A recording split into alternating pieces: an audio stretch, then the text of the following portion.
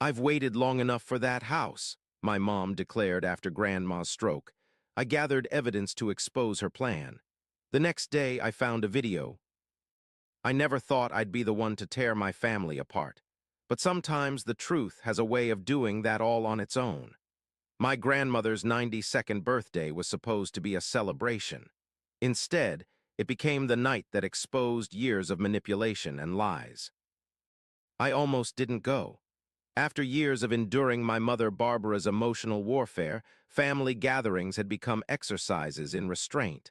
Every smile forced, every conversation carefully navigated to avoid her traps. But I couldn't miss Grandma Alina's birth. She'd always been my rock, even when Barbara tried to position herself between us. I arrived late intentionally. Easier to slip into an already bustling dinner than to endure the awkward pre-meal small talk. Aunt Carol spotted me first, her face lighting up with genuine warmth. She patted the empty seat beside her, my salvation for the evening. "Ethan, you made it." Carol's hug felt like home, the only person in my family who truly saw through Barbara's performance. My mother barely acknowledged my arrival, just a tight-lipped smile before returning to her conversation with my uncle. Fine by me. Grandma Alina reached for my hand across the table. Her fingers were paper-thin, but her grip surprisingly strong. Her eyes still held that sharp intelligence that Barbara often tried to dismiss. "My boy," she whispered, "so good to see you." Dinner progressed as these things do. Polite conversation, carefully measured laughter, the dance of a family with too many unspoken conflicts. I was counting the minutes until I could make a graceful exit when Barbara's voice cut through the chatter. "Well, I've waited long enough, haven't I? It's about time I got that house." My grandmother's house, the beautiful Victorian where she'd lived for 60 years, the one property in our family with any significant value. Barbara had been eyeing it for decades. "Mom's still living in it," I said, my voice tight. "Or did you forget she's sitting right here?" Barbara's laugh was brittle. "Don't be dramatic, Ethan. Mother knows she can't manage it much longer. We've discussed this." Grandma Alina's face told a different story. Her eyes narrowed, her mouth set in a firm line. "We most certainly have not," she said. Barbara waved her hand dismissively. "You're getting confused again, Mother. Remember, the doctor said your memory isn't what it used to be." A classic Barbara tactic, gaslighting in front of an audience, knowing most would be too uncomfortable to challenge her. Not me, not anymore. "Grandma's mind is perfectly sharp," I said. "Maybe you're the one getting confused about conversations that never happened." Barbara's eyes flashed with anger before she recovered, her face slipping into the wounded mother role she'd perfected over years. "I've sacrificed everything for this family, giving up my own dreams to care for Mother. And this is the thanks I get. My own son accusing me of lying." Aunt Carol cleared her throat. "Barbara, no one's accusing you of anything, but perhaps this isn't the time or place." "Oh, I know exactly what's happening here," Barbara cut her off. "Ethan has always resented me, always been ungrateful for everything I've done for him." The familiar script: Barbara as martyr, Barbara as victim, everyone else as ungrateful, selfish monsters. Not tonight. I wouldn't let her ruin Grandma's birthday with her performance. "What exactly have you done for me, Mom? Since I turned 18, I've been completely financially independent, put myself through college, bought my own car, paid my own rent." Barbara's mouth opened and closed fish-like. This wasn't in her script. "You've never understood what real sacrifice looks like," she finally managed. "Money isn't everything." Something snapped inside me. Years of pent-up frustration broke through the dam of polite restraint. I pulled out my phone, opened my banking app, and slid it across the table to her. "Here's my account balance. I've never asked you for a penny, never will, so please stop pretending I'm after your money or Grandma's house." Her face flushed deep red. The rest of the family stared at their plates, uncomfortable witnesses to our public confrontation. "Well," Barbara said, her voice tight with rage, "if that's how you feel, then don't expect anything from me. No inheritance, nothing." I laughed, couldn't help it. The absurdity of being threatened with the loss of something I'd never wanted in the first place. "Fine by me." Grandma reached for my hand again, squeezing it gently. Her eyes held a mix of sadness and pride. I'd finally done what she couldn't, stood up to Barbara without flinching. The dinner ended shortly after. Awkward goodbyes, half-hearted promises to get together soon. The familiar rituals of a fractured family. I thought that was the end of it. I was wrong. The call came at 2:17 a.m. My cousin Rachel's voice thick with tears. "Ethan, it's Grandma, she's collapsed." My heart stopped, then raced. I was in my car before the call ended, still wearing sweatpants and an old t-shirt. The hospital's fluorescent lights buzzed overhead as I found my family clustered in the waiting room. Except Barbara. "Where's my mother?" I asked, scanning the room again as if I might have missed her. Carol's expression tightened. "We've been calling, no answer." The weight of that simple statement settled in my stomach like a stone. Her mother was potentially dying, and Barbara couldn't be bothered to pick up the phone. A doctor approached, his face carefully neutral. "The initial tests suggest a stroke. We won't know the extent of the damage until she regains consciousness." If she regains consciousness. The unspoken words hung in the air. Barbara finally arrived at 6:43 a.m., looking remarkably put together for someone who'd supposedly rushed to her mother's bedside. No wrinkled clothes, perfect makeup, not a hair out of place. "Where have you been?" I couldn't keep the accusation from my voice. She raised an eyebrow. "I was sleeping, Ethan. Some of us need our rest. Your mother had a stroke. We've been calling you for hours." Barbara sighed dramatically. "My phone was on silent. I came as soon as I saw the messages." The lie was so obvious it was almost insulting. I opened my mouth to call her on it, but Carol's hand on my arm stopped me. Not the time, not the place. Barbara swept past me to speak with the doctor, her voice suddenly trembling with concern. The performance was back on. "How is she, doctor? My poor mother, I've been so worried." I turned away, disgusted. Through the window of the ICU, I could see my grandmother. Small, fragile, tubes and wires connecting her to machines that beeped and hummed. A sudden, terrible thought struck me. What if Barbara had been waiting for this? What if her comment at dinner wasn't just her usual selfishness, but something darker? The memory of her words echoed. "I've waited long enough." It seemed unthinkable, and yet I caught Barbara's expression as she looked at our grandmother through the glass. Not grief, not fear, something else entirely, something that made my blood run cold. Over the next few days, Grandma Alina stabilized but remained unconscious. I split my time between the hospital and work, determined to be there when she woke up, if she woke up. Barbara's visits were brief, performative. She'd arrive, make a show of distress for the nurses, then leave claiming it was too difficult to see Mother this way.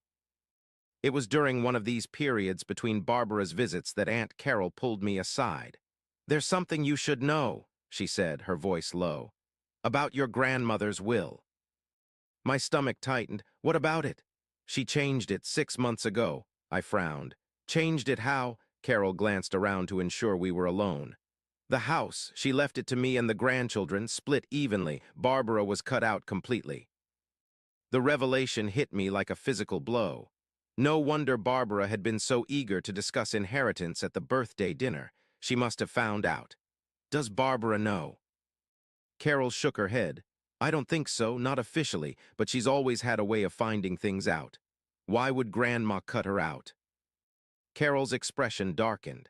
She found out Barbara had been stealing from her, small amounts at first, then larger sums, using her credit cards. Alina confronted her, but Barbara denied everything. Said Alina was getting confused, but your grandmother knew the truth. The pieces started falling into place. Barbara's sudden interest in Grandma's health, her comment at dinner, her absence when Grandma collapsed. "We need to protect the will," I said. "If something happens to Grandma." Carol nodded. "The original is at her house, in the safe behind the painting in her study. The lawyer has a copy, but if Barbara gets her hands on the original, she could contest it, claim Grandma wasn't of sound mind." It was exactly the kind of thing Barbara would do, had probably been planning to do it all along. 3 days later, Rachel called in a panic. Someone had broken into Grandma's house. I met Carol there, both of us rushing up the walkway to the beautiful old Victorian that had been in our family for generations. The front door was ajar. Inside, drawers had been emptied, furniture overturned. A systematic search rather than a random burglary. We found the painting in the study on the floor, the safe behind it open and empty. Barbara had gotten there first. "What do we do now?" Rachel asked, her voice small. I didn't have an answer, not then, but I knew we needed to document everything. "Take pictures," I told Rachel, already pulling out my phone. "Every room, every drawer, the broken lock, the empty safe, everything." Carol called the police while I searched for any clues Barbara might have left behind. In her rush, she dropped a receipt near the back door. A gas station just 2 hours earlier. Proof she'd been there. The police arrived within 20 minutes. The detective walked through the house, taking notes and asking questions. Was anything else missing? Did we know who might have done this? We shared our suspicions about Barbara, but without concrete proof, there wasn't much they could do. "Family disputes are complicated," he said with a sympathetic grimace. "Document everything for your lawyer." After the police left, we combed through the house inch by inch. Barbara may have taken the will, but perhaps Grandma had left other evidence. We found bank statements showing unusual withdrawals, credit card bills with charges Grandma couldn't have made, a notebook where she documented her suspicions about Barbara's theft. Each discovery was another piece of ammunition for the legal battle ahead. The call from the lawyer came that evening. Barbara had filed a claim on the house, arguing that Alina wasn't mentally competent when she changed the will. Without the original document, it would be her word against ours. "She's moved fast," said Grandma's attorney. "I have a copy of the will, but without the original and with Alina unable to testify." His voice trailed off. We both knew what it meant, an uphill battle against a woman who'd perfected the art of deception. We hired our own lawyer, who had a reputation for handling difficult inheritance disputes. She didn't sugarcoat our situation. "Barbara has built a compelling narrative," she explained during our first meeting. "She's been telling people for months that your grandmother was confused. She's got friends willing to testify they witnessed Alina forgetting basic information or becoming disoriented." "That's a lie," Carol said, her voice tight with anger. "I believe you," my lawyer replied, "but we need evidence, not just our word against hers." Over the next 3 weeks, we became amateur detectives. I took time off work to interview anyone who'd had regular contact with Grandma, the gardener who came every Thursday, the woman who delivered groceries, her bridge club friends. Many seemed reluctant to get involved. Some admitted Barbara had already contacted them, sharing her concerns about being dragged into a messy legal battle. Barbara's web of influence was extensive. Years of careful cultivation of the right appearances, the right connections. The nurses who'd cared for Grandma during her regular checkups were suddenly uncertain about her mental state. Friends who'd visited regularly couldn't quite remember the specifics of their conversations. Even Grandma's regular doctor seemed hesitant to confirm her cognitive clarity, citing patient confidentiality. I felt powerless, watching her machinery of manipulation grind into motion while Grandma lay unconscious, unable to speak the truth. Then Rachel found the video. She'd been going through old files on Grandma's computer, looking for anything that might help our case. What she found was a recording made just 3 weeks before the stroke. Grandma Alina, sitting in her living room with her lawyer discussing her will. Her voice clear, her intentions explicit. "I want the house to go to Carol and my grandchildren," she said on the recording. "Not to Barbara. I've made this decision with a clear mind and full understanding of my actions." The lawyer's voice. "And you understand this is a significant change from your previous will?" "I do. My daughter has betrayed my trust repeatedly. I will provide for her basic needs, but the house must be protected from her."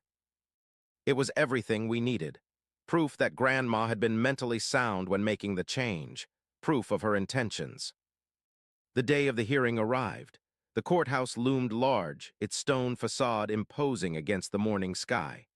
My stomach churned with anxiety as we climbed the steps. Grandma was still in the hospital, improving slowly but unable to testify.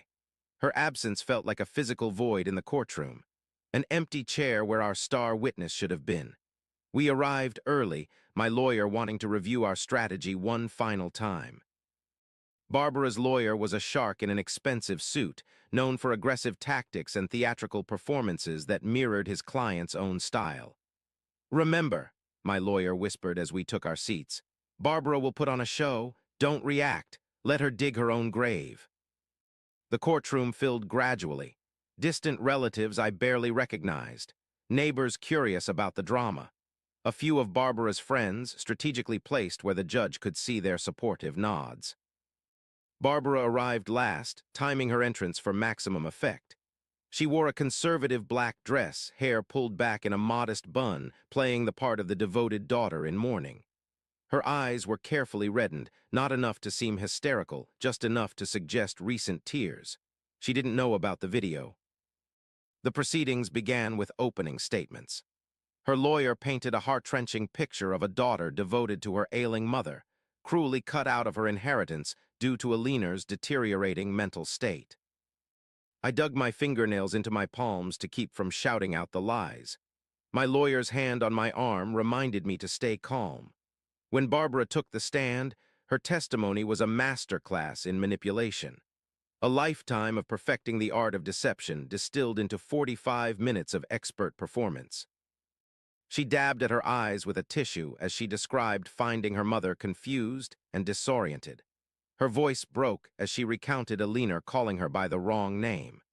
Tears spilled over when she spoke of the cruel manipulation that had turned her mother against her.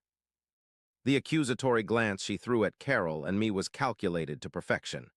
My mother was already showing signs of confusion when she made these changes, Barbara continued, her voice catching. She would forget conversations we'd had, mix up her medications. She once left the stove on all night. It broke my heart to see her declining, but I did everything I could to help her. When it was my lawyer's turn for cross-examination, she approached the stand unhurriedly.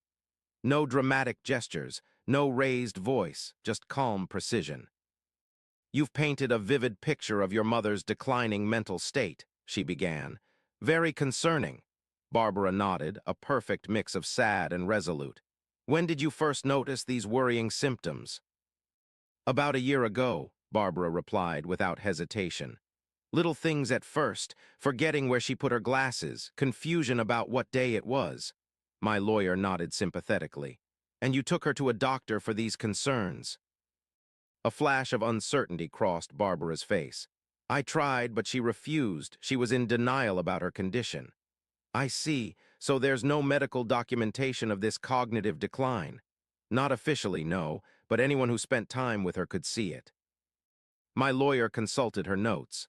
"Like her primary physician who saw her every month?" Barbara shifted in her seat. "He didn't see her the way I did, at home, when she was struggling." My lawyer nodded again, then changed direction abruptly. "When was the last time you visited your mother's home prior to her stroke?" Barbara blinked, thrown by the change in direction. "I visited frequently, at least once a week." "So you would have been there on the 15th of last month?" "I believe so, yes." "And during this visit, how would you describe your mother's mental state?" Barbara saw the trap too late. "She was confused that day, particularly bad."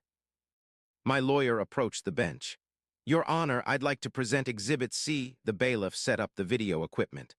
Barbara's eyes darted around the room like a cornered animal's. Her lawyer leaned forward, suddenly alert to the danger. "What is this?" her lawyer demanded. "Evidence," my lawyer replied simply. The screen came to life. Alina appeared, sitting in her living room, the timestamp clearly visible, the 15th of last month, the very day Barbara claimed to have visited and found her confused. Alina's voice rang clear and strong through the courtroom. "I want the house to go to Carol and my grandchildren, not to Barbara. I've made this decision with a clear mind and full understanding of my actions." The lawyer's voice from behind the camera. "And you understand this is a significant change from your previous will?" "I do. My daughter has betrayed my trust repeatedly. She has taken money from my accounts without permission, used my credit cards, lied to me about her financial situation. I've given her chances to make amends, but she continues to steal from me." Alina looked directly into the camera, her eyes sharp with clarity and purpose. "I am of sound mind. I know exactly what I'm doing." Barbara will receive a monthly stipend for her basic needs, but the house must be protected from her. She would sell it immediately to cover her debts, and my family would lose their heritage. The courtroom was utterly silent. Every eye turned to Barbara, whose face had drained of color. Her carefully constructed facade crumbled in real time. That's not, she stammered. She was confused. She was coached to say these things. You just testified you were there that day and found her confused. Yet here she is, demonstrating remarkable clarity. Can you explain this discrepancy? Barbara looked to her lawyer for rescue, but Palmer sat frozen, blindsided by the devastating evidence. Would you like to revise your testimony? My lawyer pressed. Perhaps acknowledge that you were not, in fact, present that day, or that your mother was not, in fact, confused. Barbara's composure shattered completely. You don't understand what I've been through, she shouted, her performance giving way to genuine rage. I deserve that house. After everything I've done, everything I've endured, she was going to leave it all to me. It was promised to me. Then they turned her against me. The judge's decision came swiftly after that. The will would stand as written. The house would go to Carol and the grandchildren, as Alina had intended. Furthermore, an investigation would be opened into the financial irregularities Alina had mentioned in the video. But the victory was bittersweet. The case had exposed Barbara's true nature, certainly, her debts, her theft from her own mother, her lies. Yet seeing her crumble in that courtroom brought me no joy, only a profound sadness for what might have been, for the mother I'd never really had. Barbara tried her usual tactics afterward. Tears, accusations of betrayal, claims that we'd manipulated Alina against her. This time, no one believed her. Even those who'd once enabled her behavior could no longer deny the evidence of who she truly was. The family fractured along new lines. Those who could no longer stomach Barbara's manipulation. Those few who still tried to make excuses for her. I positioned myself firmly in the former camp. No more forced family dinners. No more walking on eggshells. No more pretending. Grandma Alina eventually regained consciousness. Her recovery was slow, but her mind remained sharp. She moved in with Carol in the house that had nearly been stolen from her. Barbara received nothing beyond a small monthly stipend, as specified in the will. Not enough to maintain her lifestyle. Certainly not enough to cover her substantial debts. She lost more than money. She lost the power she'd held over the family for decades. The ability to control narratives, to manipulate emotions, to position herself at the center of every story. That was what truly broke her in the end. Not the loss of inheritance, but the loss of control. Some lessons come at a terrible price, but they're no less valuable for it. The truth always finds its way to the light. And when it does, you have a choice. Turn away and cling to comfortable lies, or face it, accept it, and begin to heal. I chose to heal. To build something real from the ashes of what was lost. And in the end, that's the greatest victory of all.